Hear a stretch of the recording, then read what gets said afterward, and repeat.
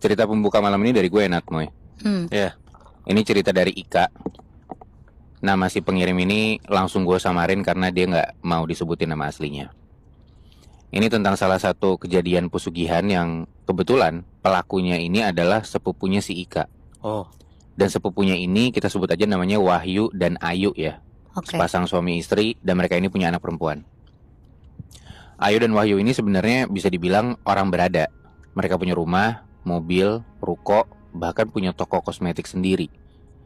Tapi ternyata di balik kekayaan yang mereka punya ini, ada sesuatu yang menyeramkan di baliknya.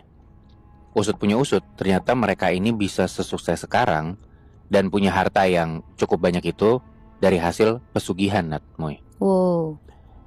Jadi mereka itu punya dua jenis pesugihan. Yang pertama pesugihan kandang bubrah, yang maksa mereka tiap tahun itu pasti renovasi rumah, padahal area rumah itu masih bagus, yang masih layak jadinya pakai. berantakan mulu gitu ya? Iya benar, udah pernah gue bawain tuh cerita tentang pesugihan kayak gitu kan. Iya, iya.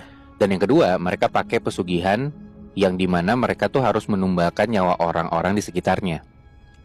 Korbannya itu bakal dibuat sakit aneh sampai akhirnya meninggal dunia. Dan kebanyakan dari mereka ini sebenarnya nggak pernah punya penyakit sekalipun. Dan kebetulan korban selanjutnya yang mereka incar di sini adalah keluarga Ika, yaitu ibunya Ika dan Ika sendiri. Oke. Jadi Ayu dan Wahyu itu mau jadiin sepupu dan tantenya sendiri itu sebagai tumbal. Gila ya. Ini kejadiannya di tahun 2015. Jadi awal-awal kejadian si ibunya Ika ini ngeh kalau keluarganya tuh mau dijadiin korban tumbal pesugihan akibat ada satu insiden di mana rumah dia tuh diteror berkali-kali. Teror pertama, ceritanya si ibunya ini baru pulang kerja di waktu maghrib.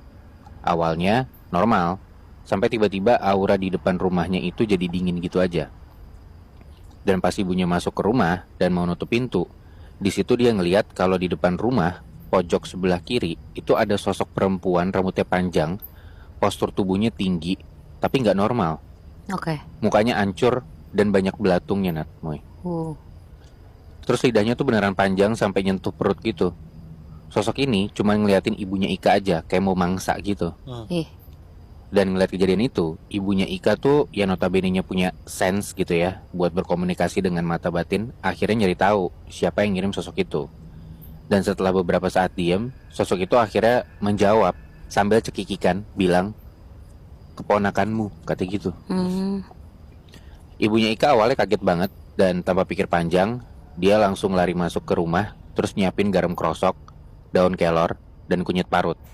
Semuanya dicampur, terus langsung disiramin ke semua arah sekitaran rumah